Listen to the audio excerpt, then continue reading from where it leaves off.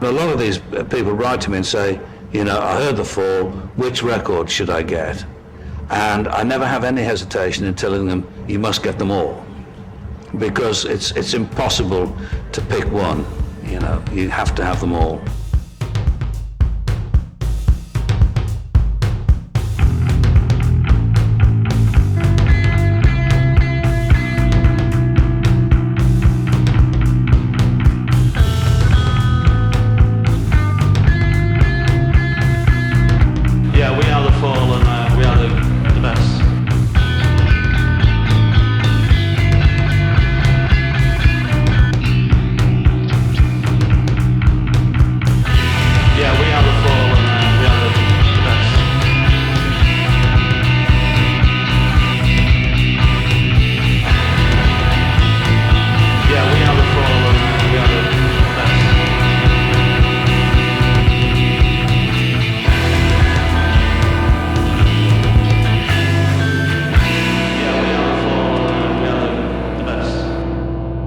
Welcome to We Are the Fall. I'm Gavin. I'm Steve. And today we're going to be talking about the Fall's first LP, Live at the Witch Trials. We've heard a little quote to start off the show of John Peel, a consummate Fall fan and Fall proponent throughout his whole career. One of the first ones and longest lasting. And we will eventually get into some of the Fall Peel sessions, which are really where you get to see the Fall and hear the Fall at their really at some of the heights of their career. But what do you think about that John Peel quote right there? You got to get them all. That's a lot, but Can you afford it? No. Can you find them all? I don't know. Yeah, that's the question too. But yeah, I mean, Mark doesn't write too many bad songs, too many bad poems to, put to music. So it is all unique. Yeah, I think that's what it is I think that's what he's getting to the heart of is you have to listen to a lot of the Fall in order to really gauge what exactly is going on. We did the first EP and the singles, and that kind of gets you into it. But until you start getting like a nice landscape of what is going on in the Fall and from album to album, you're not really getting the full depth of what Mark has the capability of going for, and also what each band and the makeup of each band is actually bringing to each one. So you get these little, because from album to album, you're going to get a little bit of a different dynamic based on the band makeup, the energy, the instrumentation, and then also whatever mood Mark was in Sure. the day that they recorded it. So we're going to listen to Live at the Witch Trials and talk about this first album, which is a really interesting first album because I'll ask you, how many days do you think it took them to record this album? 11 tracks. I believe I read that they did it in 2 days because Mark had the flu and couldn't perform and had to go get some sort of 70s shot in his ass to be able to get out there and sing. A shot. Yeah, a couple beers, a shot. That's what he needed, and to get back there. Yeah, he canceled the first couple of days because he was ill, and then they recorded the whole.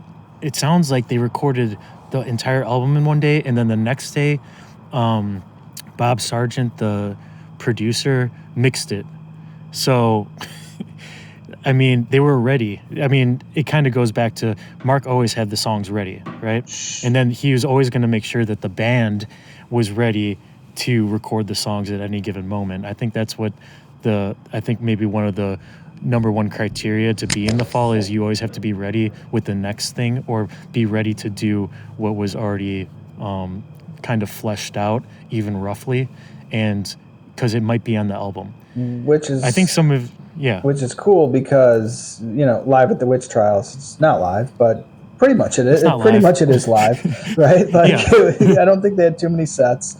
I don't No think they audience, but had no audience. You know, the recording sound is obviously better, but yeah, yeah. I don't. You know, it was a kind of a one take, two take. Okay, good enough. Like let's move on. Yeah, definitely. And like, so we got Marky Smith, of course, on this album. We got Martin Brama, which I believe is the last album he's on, playing guitars, backing vocals.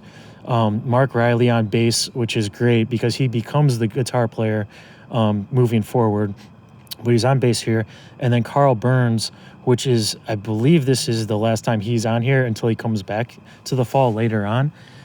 So you got the great drummer, you got the original guitar player, you got Mark Riley on bass, who will move into the guitar, and they'll get a new bass player, and then you got Yvonne on the keyboard. So you got to have those keys moving forward. But yeah, Live at the Witch Trials. This is another one which I think is really good early era of fall because it is mixed well. You do really get to immerse yourself in the soundscape of the fall and get into the witch trials. So with that, I don't know. Do you have any other overall feels about this album before we get into it? Yeah, I mean, I think it's a nice continuation of what you heard early on with the EP and the singles, and it definitely lets you know what to expect out of them. Yeah, and there's some cuts on this one that are like pure classics, like not even just fall wise, but like songs that you're just like, that is a pure art rock classic song. And there are a couple on here, and some of Mark's best lyrics, but also even the in between tracks. There's not much filler, right? There's a lot of good quality song and tracks in here.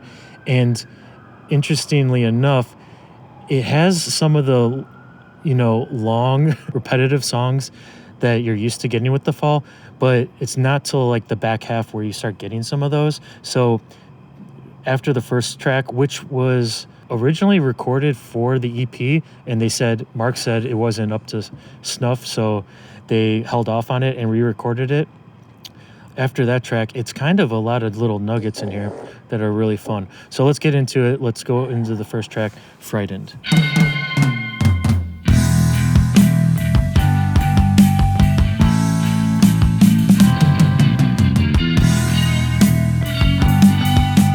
And this one just drops in. Yeah. And I like the extended intro when you get the fall keyboard that you're hoping to hear. And it's just like giving you the taste right at the beginning. The taste on the tongue.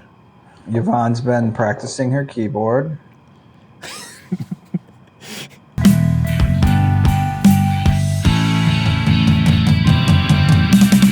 Yeah, he asked her to unlearn so many things that she actually went into like a simplistic in tune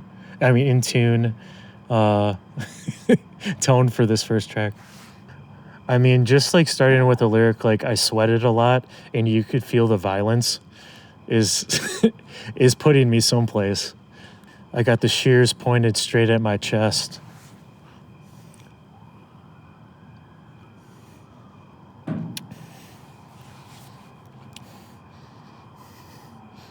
So for this opening track, do you assume there's some sort of drug use, effects going on? Yeah, I mean, between the drugs and the alcohol, obviously, Mark is known to struggle. So, at this point, hopefully he's still enjoying himself while he's doing it. And he's like, he might be in a trance still from his sickness, He's coming to the studio to record this, and he might be a little delusional when he's spewing out these lyrics. And also, he is, I gotta say, somewhat subdued in his delivery, He could be when he's saying, I'm in a trance, he's not screaming at us like we know he can. He's kind of smoothed it out. And it's very musical. It is, yeah. It is definitely more, yeah, plays in line with the instruments versus forcing the instruments in line with him. I spent hours looking sideways to a time when I was 16. It's a little callback to, looking around him, his observations. There's some sort of thing where he's just like paranoid. The character is paranoid in looking around and seeing all this toilets and feces. Yeah, I mean, I think we've all been in enough Toilets and feces situations. shithole rock venues that you get trapped in that bathroom when you're feeling a bit sideways and you want to go home. Yeah. Yeah, you're in a trance and you need a change of scenery. Yeah, I sweat. I'm in a trance. The toilets are not the escape I was hoping. Yeah, and the characters appearing at midnight when the films close. Like coming out of like a theater, and you've just been in like some sort of world, at least state. Maybe you were having a little bit of some sort of medicinal, and you come out of it and you're back in the real world. You walk out of the theater and you're in the real world, and it's almost as jarring as being in there and watching the screen, and you have to reacclimate yourself. Yeah, exactly. You look to the sky. My lips are dry. You're okay. This is it, I guess.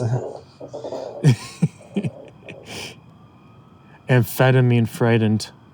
Great slow burn of a track to start off with. I love that. Yeah, definitely approachable. Definitely enjoyable, right?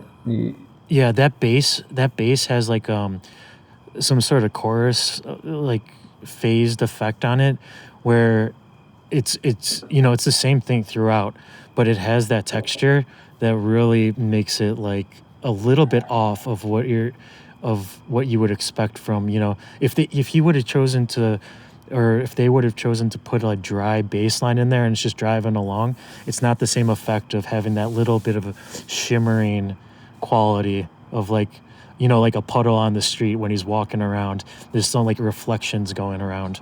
I really love that. Yeah, I mean, and this was pretty much Mark's first time, Mark Riley's first time playing the bass. Like he played guitar. He borrowed this bass to join the band and play bass in it. And so he's just learning on the fly, right? Like trying to keep Marky happy. The lesson learned, I think, from that is, if you could ask you want to play bass in the fall, is you say yes, and then you secure whatever instrument you need, in this case, a bass to get into the band. I don't think Mark is really concerned about the quality of the bass, right? If it is like a fine instrument or not, as long as it can get the job done and make some sort of unique sound that fills in the texture that he needs. Sure. I mean, he's the best, so he doesn't need... He's the best. He doesn't need better people around him. He just wants someone else to watch him. Even when he's frightened and insecure, he still knows he's the best. All right, now let's go to the beautifully named second track, Crap Rap 2 / Like the Blow.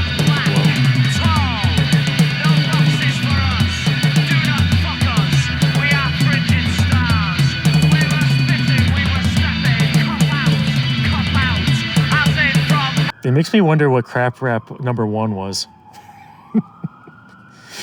Who would think that Crap Rap number 1 would not make the cut, but Crap Rap number 2 actually quality. Well, almost. You had to mix it with like to Blow. Was it the same song? Did he mix two together? Yeah, maybe he did. Crap Rap 1 and Crap Rap 1 is on the cutting room floor, maybe. But I like the way these drums are just swirling around. It's a great headphone track. You can definitely hear that panning of the drums back and forth. I honestly think they could have moved this track back in the track list a little bit. You know, they could have hit us with another, you know, something. But I know what they're doing. I mean, I think I know what the reasoning is, because Frightened was, you know, it's that slow burn kind of very methodical opening track, and then they want to hit you with something that's like, you know, wild. It's like it's bouncing around in your eardrums.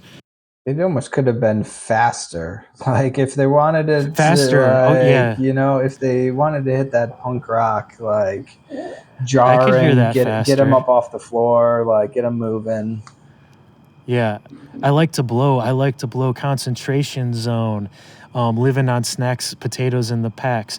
I mean, that's like, you know, like that's a character where that's a character that's, you know, not getting out because they're going to be self-sufficient on whatever kind of substance gets them in that concentration zone.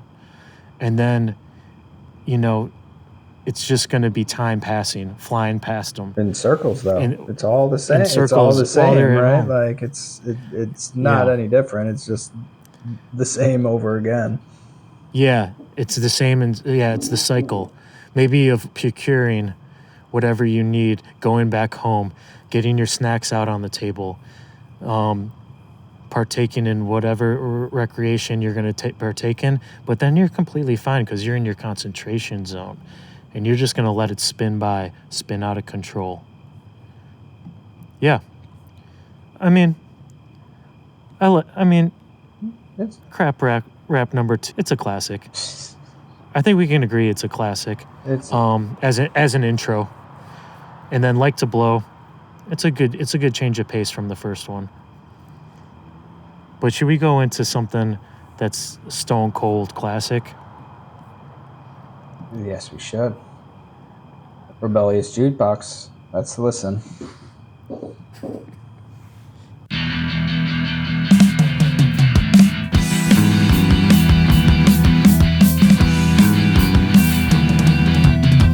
I'm searching for the now. I'm looking for the real thing, yeah.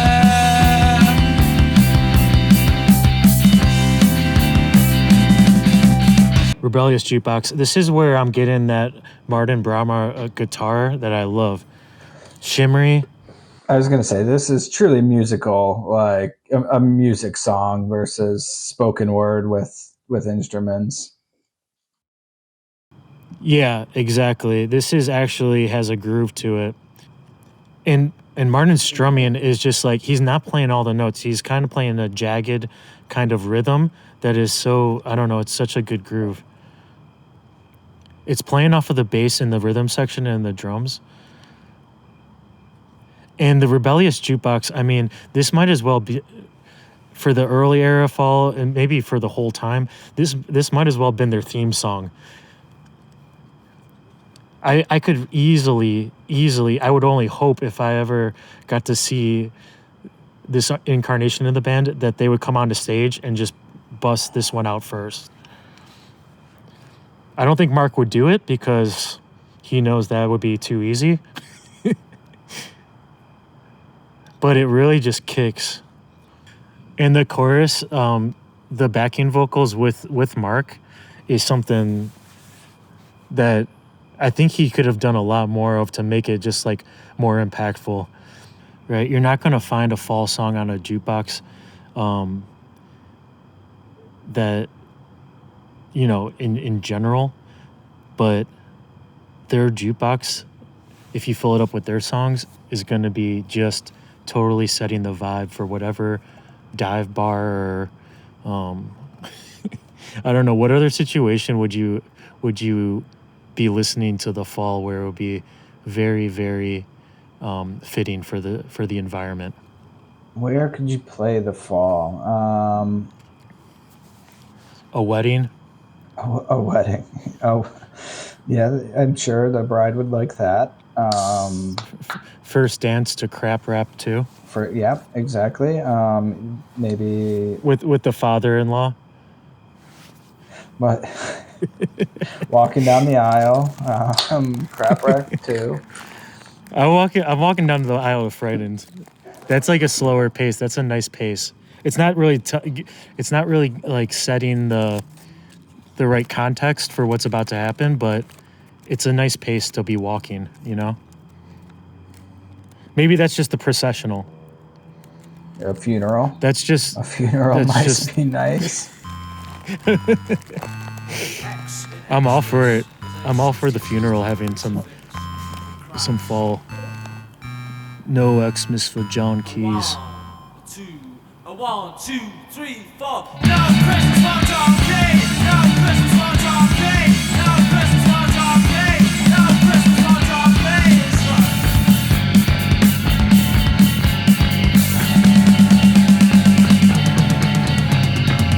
Mark starting off with the X and Xmas is a substitute for Christ. Oh. So I always wondered about this one. Do you think that he really was saying no Christmas for junkies, and then he just changed the title of it to John Keys? It does make sense. There's like debate where there's, you know, some people say that there's a real John Keys that's existed that he knew, but I really think it's like a Junkies, yeah. I mean, that it's very fitting to like a Mark move, you know, for sure.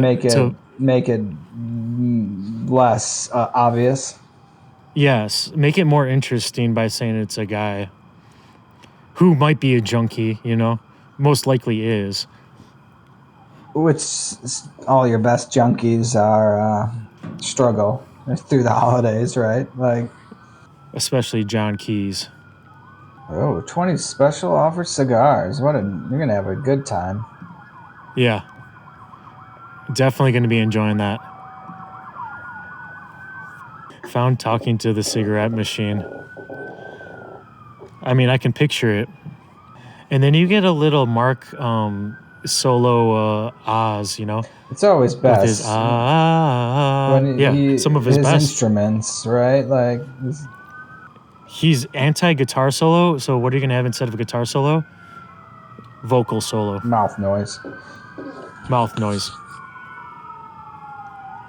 Spits in the sky, it falls in his eye. I mean, he's painting a picture for me here. Yeah. No regard for his own hygiene. See, when he's saying, I'll stay in, that's going back to his previous character in Like to Blow, you know? Yeah. It's the convincing his mom. Yeah. Just don't worry, Mom. I'll stay in. I'll be good. Yeah, I'll be good on Christmas. John Keys, are you going to be good on Christmas? Yeah, I'll stay in. I'll be there. I'll stay in. I'll be there on time, Mom. Don't worry. I just need to run to the pub real quick to have a chat with the cigarette machine. Go outside, spit on myself, and I'll be back. And then I'm going to stay in the rest of the night because it is Christmas, and it's family time. It's family time. It's where we're going to celebrate the Lord and Savior. And then, I mean, he's also saying and maybe some gifts. He mentions Frankie Lehman, who's an old American rock and roll guy. I don't know why they're talking about who's talking about him. I think he might be talking. Maybe he is talking about it. Maybe he wants to be listening to some Frankie Lyman, and yeah, I mean, maybe that's the 20 special offer cigars. Is that the gift? Is that the Christmas gift for a junkie? For all the uncles, everybody, you show up to the party with 20 cigars to pass around, and your dad's got Frankie Lyman on the record player. I mean, that's a scene. That's actually a scene I want to be observing. I don't know if I want to partake, but I want to be in the living room, in the front room, you know. The front room. We're from Chicago, Gavin. It's the front room. It's a French. Yeah, that's right. Yeah, yeah. I'll be sitting in that. I'll be sitting on like an old, tattered couch, or maybe a couch with that plastic wrap over it, the protective cover. Nice Afghan on along the backside, covered in cigarette ash. Sitting next to your cousin John Keys, who's partially passed out next to you. That's the best time. That's the only time you really want to be around John Keys, is partially passed out. And then he's gonna, and I think that's the reason why he doesn't get Christmas. He kind of misses out on it for various reasons, but he kind of misses out on the whole, the actual festive portion of singing the carols, roasting the chestnuts. But honestly, I like that one. It's a shocker, right? Number 4, we're talking about Christmas time with the Junkies. That's another interesting placement. I don't know if I would have placed it right there in number 4 on the track list. I think I might put it more as at the end, like towards the end of a side of a record, where the fidelity is getting a little bit less quality, so that you can even get that a little bit more grit in there. And it's a palate cleanser, because then we head into, we look into the other room, right? Christmas Eve. We look into the other room and we get Mother Sister. And we start considering all sorts of weird shit. What's this song about? Nothing.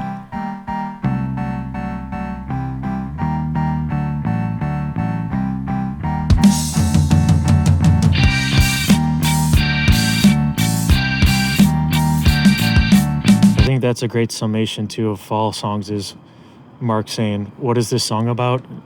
Nothing." Yeah, no, he won't tell you. It's not for him to say. It's for the fall to say, the fall fans. It's for us to say. And I'm going to say, this guitar again is really getting it for me. All of these fall songs that have like the melodic repeating guitar riff, it's not a guitar riff, It's like chords and then a strum and then a chord and then a couple notes. And then they try to change it up a little bit every time. They give you a little bit dynamics. Sure, they just don't remember what they played the first time around.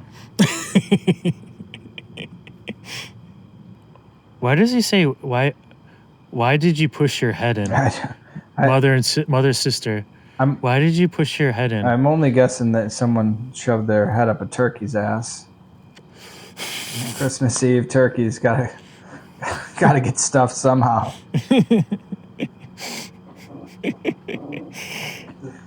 The fathers are underground. Your mouth is sold out. That's a great line. It's all the males are taken care of.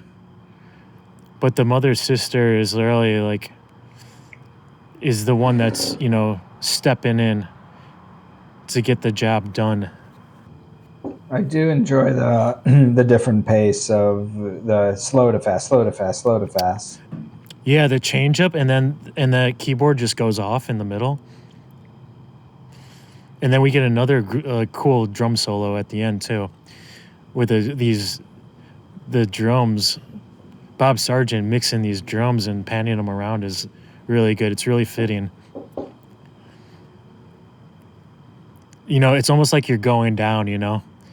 Like you're about to pass out. It's just like swirling around you. Mother sister. Okay, so we get that beautiful feminist anthem, and then we go into last song on side A, Industrial Estate, which, come on, let's get into Industrial Estate.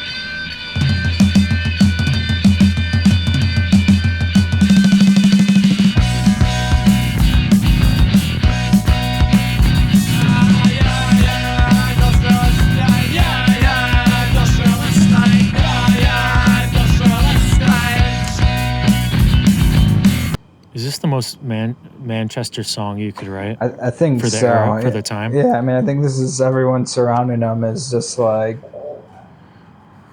either doing this, working for the one factory or another, Trying or- to work, trying to get a job. Yeah.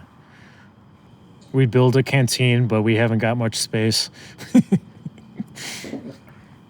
You got to Sure, get the right? job done. You got a bit of depression. Get some Valium. Don't worry about it. Don't worry about it. You'll get through it. You'll get your wage. You'll earn your check for the day, and then you walk out the gates, and what are you going to do? Go spend that to probably get you ready for the next day.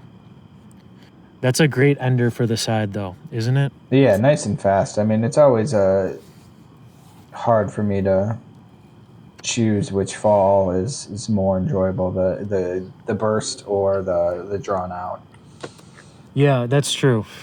That's true. You get a little bit different of like you want it like popping off right in your face, or do you want it to be slowly, blooming, where actually it might not even bloom, but it's like slowly happening in front of you, and you're hoping that you're going to get something out of it, and usually you don't, as far as like a payoff, but the whole thing is a payoff, and then it makes you want to just listen to it again.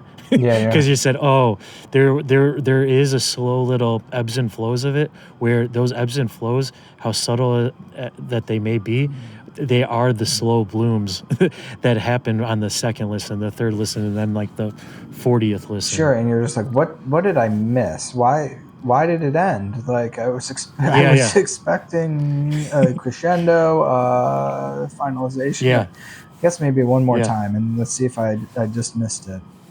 Yeah, it is the punk ethos of them just ending it like that too.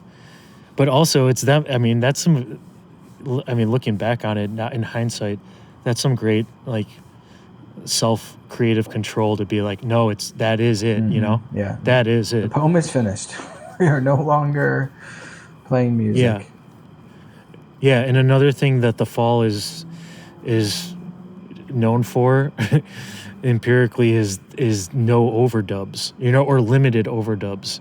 Like if we didn't get it in playing it live together, then what is the point in adding something? It's not going to add that much more, right? They're not adding guitar solos. They're not adding keyboard solos. They're not going to add just Mark yelping out of nowhere. It's going to be there in the take or it's not, right? Yeah, it is that is nice where you don't get any of the trying to make noise to fill space. Yes. I mean, it's just distilled. It's distilled in that track and that track by itself. Yeah, great side A. Now, as we're flipping the record over, what are you thinking about this album art here? Man, Very interesting album art. I like some roots. You might expect some more witch trial imagery, but References? Yeah. Sure. You don't get it necessarily. I don't. At least I No, don't. not really. No, I don't really get it either, but it is a desolate landscape. You even get a couple trees out there in the distance which have no leaves on them, so it's extra desolate. Even like a stump, which is, it's kind of just eroding right there, which is cool. It has a lot of detail though, which is surprising for a fall album cover up to this point especially, but in general, it does have a lot of... It is a nice looking tree system we got there in the front, in the foreground. Yeah. You can stare at it for sure. Yeah, just after listening to side A and looking at the cover, I would be thinking, nothing has been natural about this about this first side like this. I can see I wouldn't listen to this in the woods. Like I wouldn't go out and be like, yeah, this is nature. That might be something we have to do in the future though. Is a little woods listening session to a fall album. That might change our perspective a little bit. But yeah, the deteriorating trees, even the roots look like they're kind of falling apart, and withering. Sure, you have Which, no idea what the top of the tree looks like, right? You got yeah, roots and trunk. yeah. But this does remind me, looking at this cover, is when the first time I ever heard The Fall, I got this album. I went to the library when I was, 8th grade, maybe a freshman in high school. And it's when we had CD burners. You could rip the songs off the CDs and start your own music library. So I'll be going to the library and getting different albums. And I was really just kind of getting old albums because it was the library that I just recognized by the album cover or by the title as being classic albums that I should at least listen to. So I got like 3 or 4 CDs, and I remember one of the CDs was The Clash, London Calling, which I think was actually the same year as this album came out, in 1979. And I got The Clash, London Calling. I think I might have got Led Zeppelin, and then I got Live at the Witch Trials. And I only got Live at the Witch Trials from this title alone, and also because I'm pretty sure I probably heard Live at the Witch Trials somewhere and been like, okay, this is something I at least have to listen to, right? And so I went home and I listened to the Clash one first because I saw that album cover. I was like, oh yeah, that's one of the iconic album covers in general. And I listened to that and I was like, whoa, man, this is, front to back, like pop nuggets. There's no filler tracks. It's all, really catchy, really accessible music. And so I listened to that whole thing, and then I put in Live at the Witch Trials, and I started listening to it, and I said, I am not ready for this. I had no idea what was going on. I'm 14 years old, and I'm like, also at that point, Marquis, I had no idea about Marquis Smith, and I'm listening to this guy, Shout it, we've been, yeah, basically, and kind of slurring, shouting, and I don't assume he was drunk when he was recording this, but he has this delivery that was shouting at me with this this accent, which I was only catching some of the words, and I said, I am. This is not for me right now, at least. I was going to say, when we got into this, I watched one of the BBC specials with him, and honestly, it was 40% understood what he was saying, and I was like, oh boy, let's listen to the music and see if I can get some of these words more comprehensible to me. And at this point, it's become second nature. I should go visit Manchester and make a friend or something. But I know it is. It's an acquired accent to get. And there's a funny part in one of these in one of the Fall books. I think in the book called The Fall by Mick Middles, and he's interviewing Mark, and they're friends. And Mark is telling him about how he would be in school. His teachers would be, I don't know if they would be making fun of him, but they were definitely not nice about the way that he spoke, and they would make him kind of read things or recite things because he had this very, very singular accent. And he's like, they would be getting on me for my accent, and I'm like, man, they're getting on him for his accent, and they're from the same sure. They're from the same area. That really says that he had a unique voice in general. Oh man. Yeah, and it kind of goes back to the John Peel quote about you need to have them all, is because you hear some of the cuts by themselves, and you're like, wow, that's catchy. Even the Fall are known for doing a lot of covers. We're gonna get into their cover of the Kinks' Victoria, which is really good. but they did a lot of those songs which are easily palatable to the general public, but then you get into the albums and you're like, there is a learning curve, Sure. There is a learning curve to even recognizing what is trying to be portrayed. which is half the fun as someone that likes to listen to music. I know that as we both have done, like sitting on a back porch in Chicago, just listening to any new music together. It's just like you have to be open to taking it in and allowing it to present itself to you, because you can't just force it, especially this stuff. Yeah, and like you said, like with the covers, like Marky was not really willing to produce a studio album, right? Like he didn't he wasn't going to give the label what they wanted, which was hits. And so like he's like, okay, fine, I'll at least I'll do a couple covers. It's not my art that I'm gonna be fucking around with though. So Yeah, and he was a music, like, he said he wasn't into music until, like, early teenage years, but he was a music aficionado, and he would listen to anything as well. And especially in those days, you pretty much, I assume, had to listen to whatever was presented to you, because you couldn't readily find it. So he would listen to a lot of pop music, but even he said he likes trash music. He would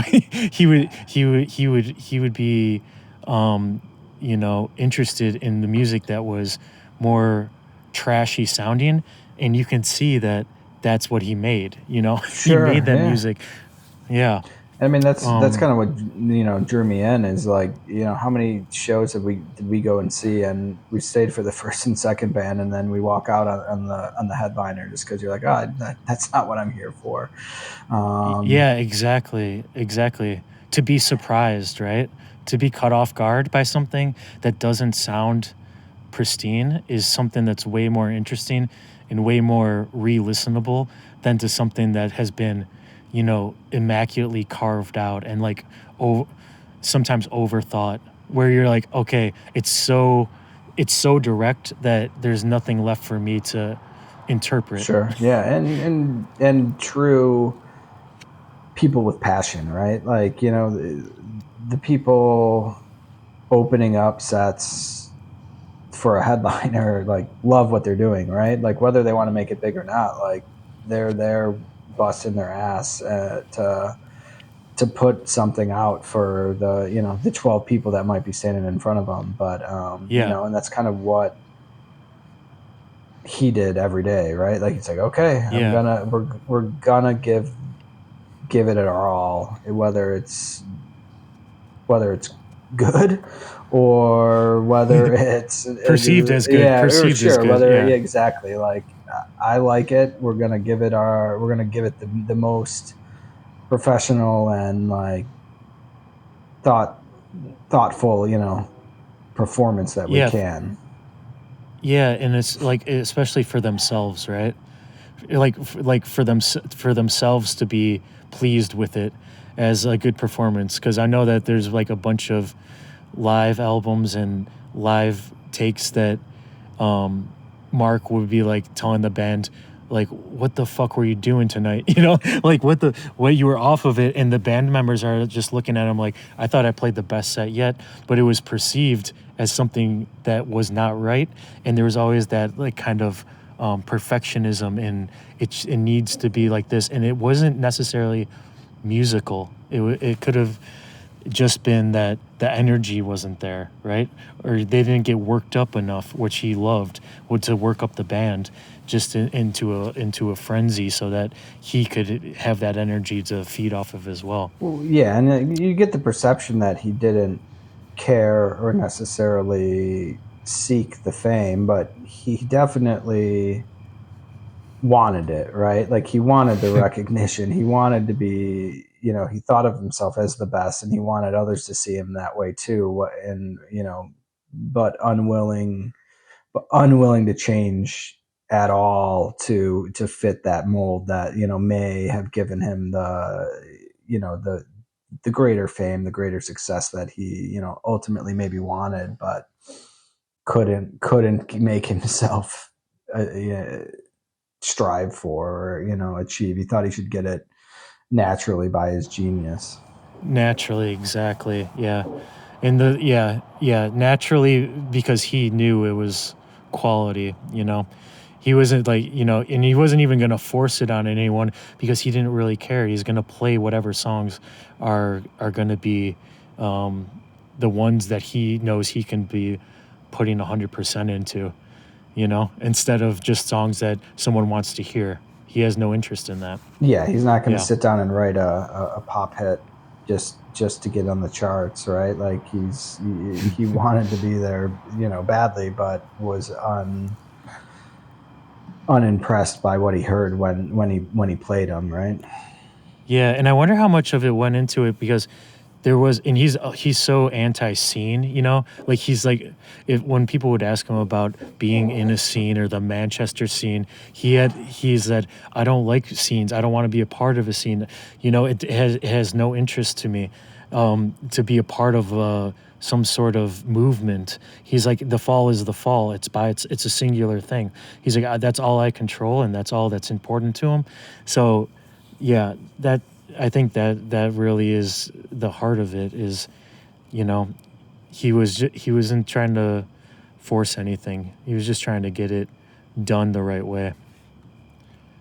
So, with that being said, side B. Side B, underground medicine. Nervous system, your nervous system, your nervous system, your nervous system, underground medicine, underground medicine, underground medicine, underground medicine.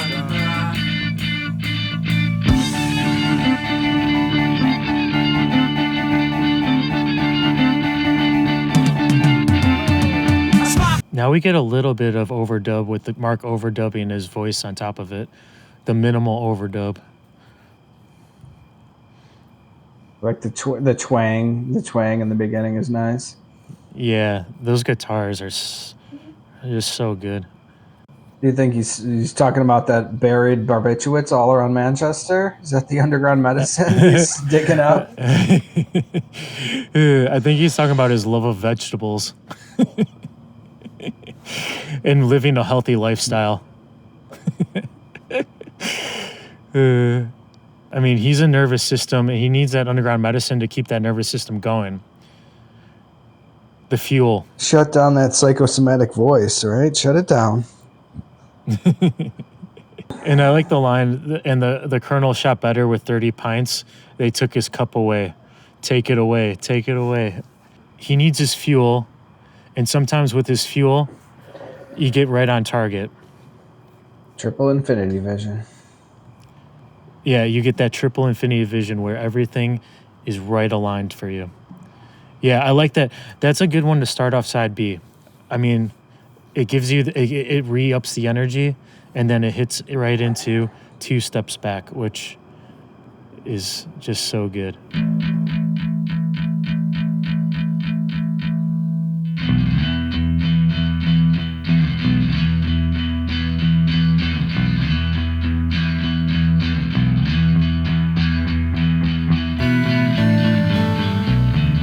Yeah, now we get into the side B and we get one of the, a signature long repetitive fall song. Another slow burner. Yeah, I was gonna say this is the one that kind of hits good for me. I'm definitely. Let's play this one. The groove. The groove, right? Like, Put it again. Play it again. Play it again. Yeah. Can... Yeah. See, I feel like if Mark was like a workout dude, this would be his workout. This would be his workout song. Like he'd be pumping those weights, on the treadmill. Get it, put it in the work, get that chiseled physique that, he wanted. Yeah, I could imagine him with a little sweatband and some dumbbells, power walking around Manchester.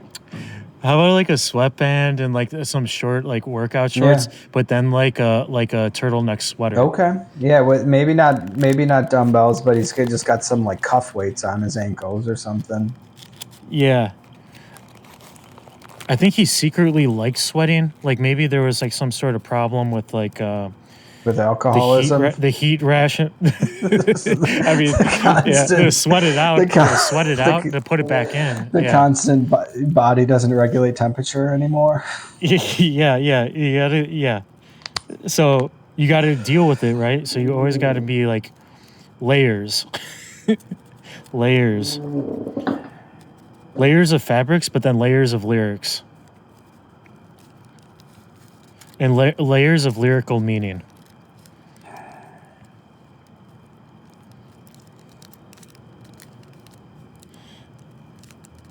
Yeah, the guitars on this one are just killer. It's nice they let him kind of shine too, right? It's not all Mark shouting over Yes, it. Like, I'm with you on that. He kind of let the band have some space to breathe, and sometimes he doesn't want it because he wants to just deliver all the lyrics and then it be done, which is fair enough. But when he lets the band, especially a band like this, really kind of slowly massage it, it's really, it's just it allows his lyrics to just sit there so much better. yeah, you can kind of process them. You can get prepared to listen again, like versus trying to keep up with him and understand what he's saying if you don't have the lyrics in front of you. So what do you think the two steps back is referring to as like a mindset, or maybe like a, you know, what the observation is and then it's two steps back, or maybe what the process is and then he's taking two steps back, maybe. Sure, yeah. Whether it's around music or even even about substance abuse and things like that. Like, I've been cleaning it up. Nope, two steps back. I'm back. Yeah, he says, I had to look at the free festivals. They're like cinemas with no films. You can make a fire with the seats. You could boil up some cigar dimps, you know, or you could get into the sound, wait for the ice cream to come around. It's almost like it's like a, he's like observing kind of these festival bands playing, and they're all show, but there's no content, right? They're all, you know, performative and delivering some songs, but the songs have no sort of real world connection. So Sure, he's yeah. Or so like he lyrically, they're garbage, and you okay. I guess I'll just get into the instruments, get into yeah, the yeah. sound. Yeah, or you get into the sound and you can just have your ice cream and enjoy yourself, right? And have like just some passive time, or you could be challenged, right? So it's like they're taking two steps back in their in in their kind of, while the fall are taking two steps forward and pressurizing the situation and making you have to really consider what it is that's going on. I like that a lot. Yeah, it's a nice one, right? Yeah, exactly. Two doors down, two steps back, two doors down. Right? Like, are they, are they in the same community? Are they, the guys playing, practicing music two doors down from them, right? Like, oh, those guys are shit, but they're on the top of the charts, or Yeah, and he has this reference at the beginning of the song that was, he says like Julian said, "How was the gear? Like how are the drugs?" And that might be the part where it's like the character in this is like took the drugs, is um taking in the sights and sounds of this festival, and they're very much taken aback as far as feeling like either isolated or just like, you know, they're taking a step back because it's too much, right? It's too much stimulation.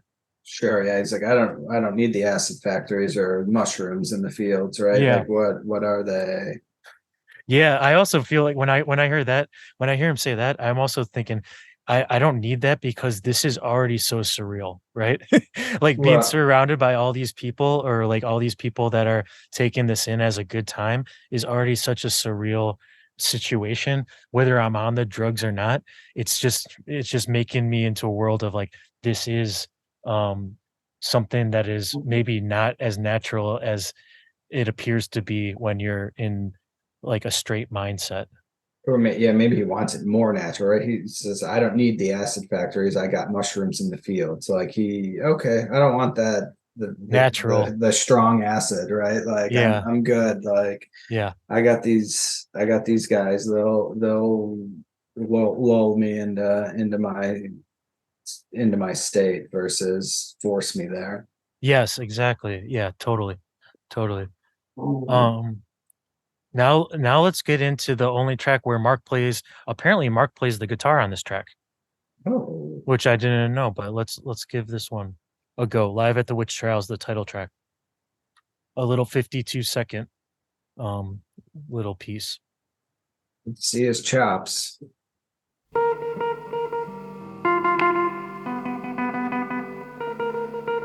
But it's still one step ahead of you. I still believe in the R&R dream.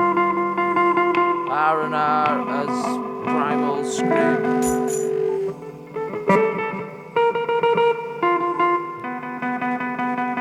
Tied to the Puritan ethic, non-sympathetic to spastics. After all, they're still a lonely bastard. Eggheads, boneheads, Q. I like that he comes back with this. What it's one step ahead of you, even though it was two steps back on the last. R&R is primal scream, the rest and relaxation, actually taking you into some sort of natural state of extreme. I always wondered why Again, they. which may Yeah, go ahead. why they didn't play that first. Yeah. Why isn't it it's such a nice little piece. It's such a nice little piece where you hear Mark at the would hear Mark at the beginning, and then he hits you with Live at the Witch Trials, and then if it hit into, like, something that was, like, up tempo, that would've just been totally great. Yeah. Yeah, I mean the beginning part's a little Even the second side of like, the side B, the start of side B, that would've been good. sure where you've already understood what's happening. Because obviously the first few stanzas are a little intense if you don't know what the hell's going on. But Yeah, yeah. yeah, side B, certainly. Yeah, maybe the witch trials begin right there, right? Or maybe that is his signal that the witch trials are about to begin and wrap up with authority with these last two tracks. Sure. Let's see if they do. Let's do it. Futures and Past.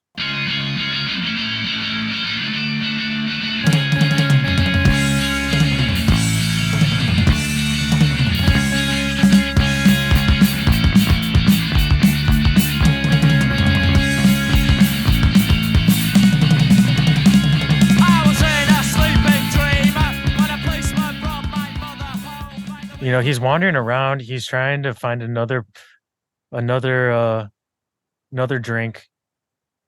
He sees this policeman and lost in the fog, which is very beautiful, a beautiful line.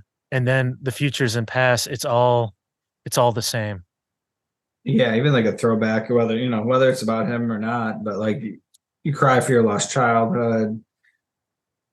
Remember how you hated it, but you couldn't state it, right? Like, okay, grin and Yeah, bear it. yeah, You don't really get an opinion. yeah, It yeah, just makes sense when he's forcing his perspective and future, right? He's forcing his future now yeah, versus letting how the past happened to him and was forced upon him. He creates what he wants at this point. yeah. And it's all, besides the present, it's all futures and past, right? So it's all like, what do you want to look towards something, or do you want to look back at something? And it seems like Mark, for the most part, he didn't want to do either. He was probably more inclined to go to the future, go look towards the future. Hence he just kept on going with the band, but he kept on doing that. But this is one song where I think just to quote him from earlier on, when you think about like what is this song about? It's about nothing. It's No, it's written for everybody, right? Like what do you enjoy out of it, or where are you going when you hear it versus what am I telling you to feel or telling you to think? yeah, just the perception that you have of just being alive. You understand it, but you don't see it. It's just it's there, but you're not gonna really ever understand it. It just is. It is what it is. So it's just all the experiences. No, you do understand it, you just don't see it. I think you don't understand it, but you do see it happening. No, not according to Mark. It says I understand, but I don't see it over and over again. You're right. We Um, we should probably consult the fall experts on the message board and actually see what this song actually means. we get out in the woods, listen to it, get our Ouija board, see if Mark wants to come and give us some ideas. I would love to do that. That would be so fun. But then the Ouija board would just spew out a bunch of like hard to put together kind of like consonants and Sure, yeah, just yelps and screams. How do you spell? Yeah, at that point I'd say I see it, but I don't understand it. got you, Mark. Just I, no, I just I'm with you, Mark. We're with you, Mark. poor Boddington's all over the board. They have poured on the board, pour one out for Mark, and then probably play him the music scene that he doesn't want to be a part of, the 8-minute epic closing track of Live at the Witch Trials.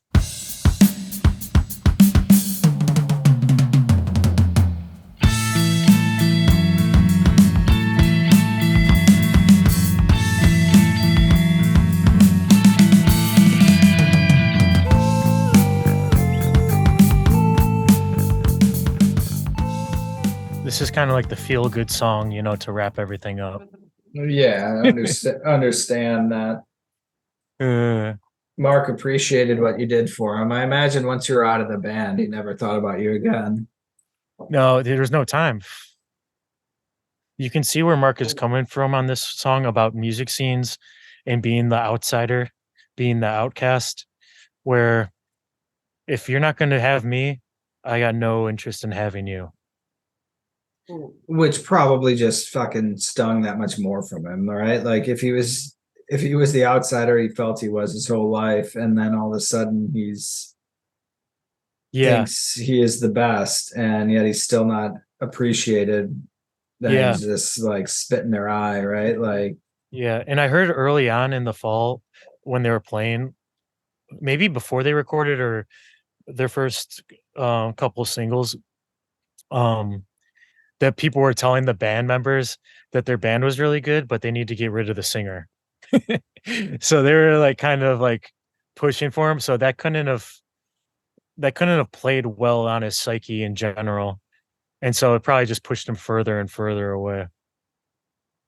yeah, pushed him into his island, right? Or into wanting to be only around people that appreciated him for his art. Yeah.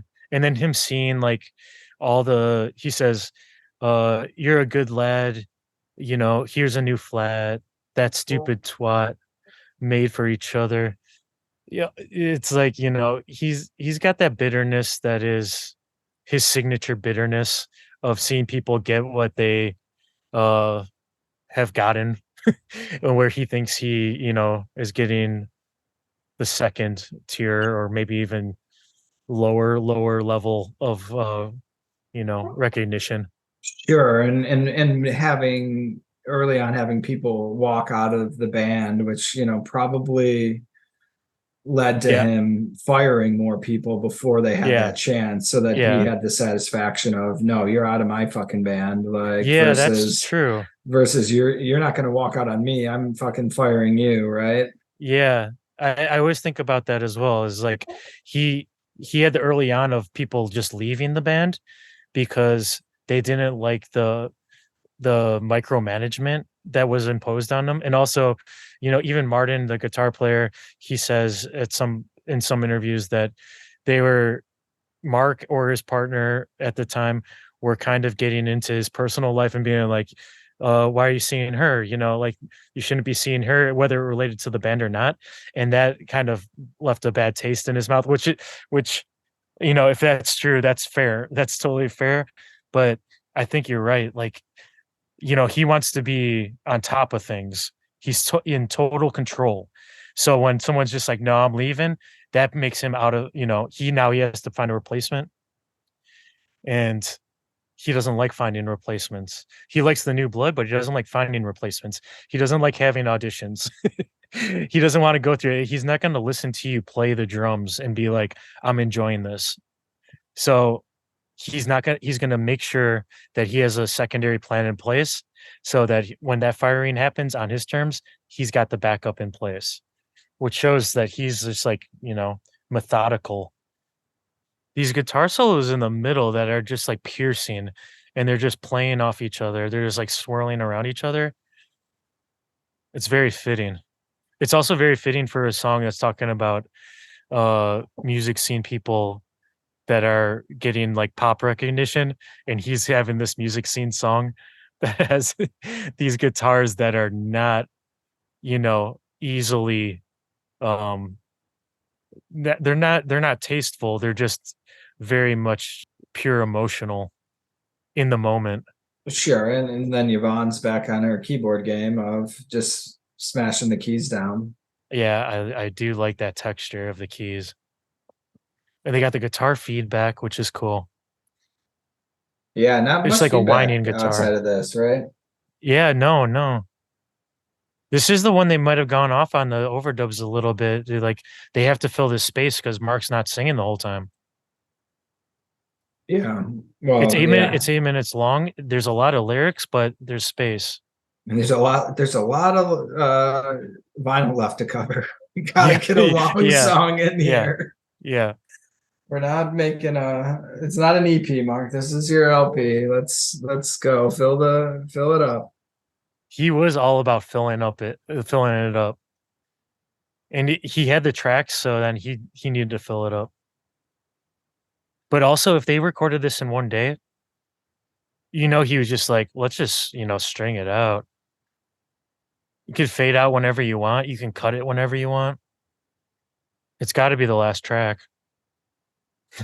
Him calling out the times too of how long the track is. That's what I mean. Like, right? Like they're literally like, Yeah. we gotta fill up, we gotta get Yeah. 45 Yeah. minutes of music. Yeah. He's probably just gritting his teeth right now. Like, this song should have been fucking over 4 minutes ago. I like you get I like to think that some of the feedback at the end is some of him just mangling like a microphone, like he likes to do. If you ever see some of the live footage where he's manhandling a microphone and putting his hand all over the mic and then singing into it, it's almost him trying to get like a different tone out of his own voice by cupping it so hard. And I think that like that's his signature move, if he does Sure. have a signature move, because he's not, when he's on stage, if he's into it dancing around a bit, but he's not a guy that you'll ever see, performative, doing something that's just for the performative nature, like laying down on stage, like throwing Sure. himself on a monitor. You're never going to see him do that. Probably because he's in a suit, his nice suit. No, and I mean, he doesn't even change the tone of his voice very frequently. Like, he's more expecting the microphone to do it for him versus like, oh, I'm Yep. gonna work in a different octave here. Like, Yep. Yeah. might make some weird noises, but outside of that, I'm not changing my notes. Yeah. And when he gets into the live scene too, he gets into like the mixing of the band, of like turning up and down people's amps and turning the dials. And you got to assume he doesn't know really what any of those dials are really doing. He's just kind of he's just kind of going off on, oh, it's getting better. For him, it's getting better. And it's great if you watch his live videos, and he does it out throughout his whole career. But when he does that, and then you can see if you watch the guitar player's face or whatever, the bass player's face, they just have to keep playing, and they're just looking like in horror, or like 100-yard stare of just pure like, what is going on? Like I was feeling this, and now I have to actually react to this change and play off of it. He needed them to change. Oh, and with that sound, Mark pouring his maybe final or first Boningtons of the of the evening.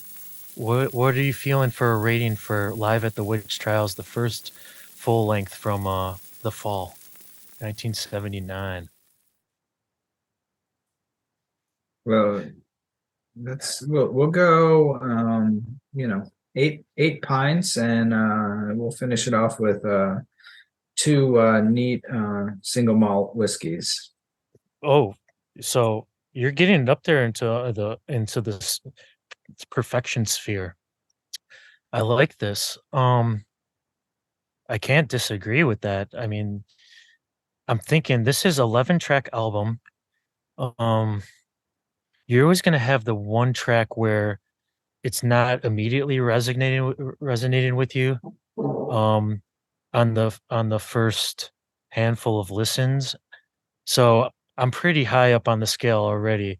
I'm gonna say the track listing wise, like I said, I probably want to do some reordering. So I'm gonna take off 1, but I'm gonna give this 9 Boddingtons filled to the brim. Oh, over nice head on there. Yeah, perfect pour. It's nice. I mean, they whatever. I don't know if they remastered it or not, but then I mean, eventually they added bass, Bingo Masters, Psycho Mafia. They added all those EPs. Yeah, on the too. streaming sites you get the EP tacked on there. So that's a nice bonus. So I think if you're gonna listen to it that way, you get the bonus EP at the end. That gives you the repetition that you're craving and the singles. So let's say it's a perfect 10 Boddingtons. Line them up. You don't have to drink them one per track, but I'm gonna say, Let's say you got in 2002 they reissued it with the additional 3 songs. So you got that 14 tracks. You can space them out a little bit.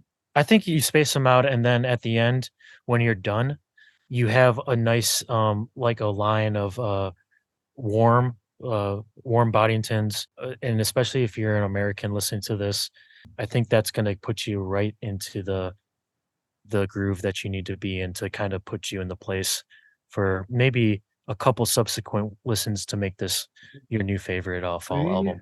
Yeah, well, while you play repetition over one more time, you go through your Boddington's cans and just finish off what you didn't make into the glass. You just make sure you're getting the dregs out of every can, and then you go to bed happy. And how about this too? Like if you have some left over, I say you invite some mates over and you hand them out and you say, we're gonna listen. I just listened to this. And I think that however many Boddingtons I have left, I'm gonna have a nice little get together, listen to it, because I think you should listen to it with your friends and have a good time and reflect on a nice piece of art. It is certainly fun music to dissect and to listen to in great detail, versus a lot of stuff out there where it's not always as thoughtful, and the wordplay isn't as unique and special as the fall has become. Yeah, absolutely.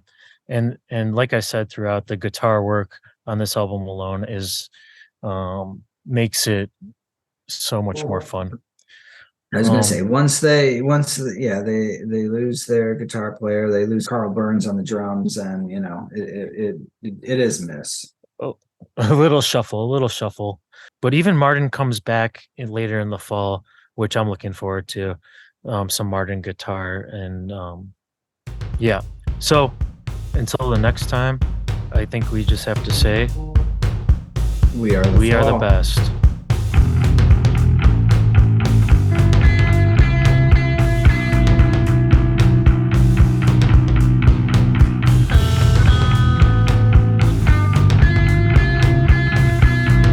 Yeah, we are the fall and we are the best.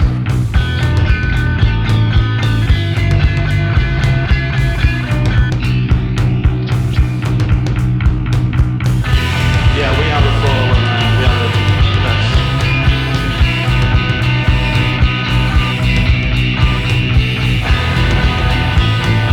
Yeah, we are the fall and we are the best.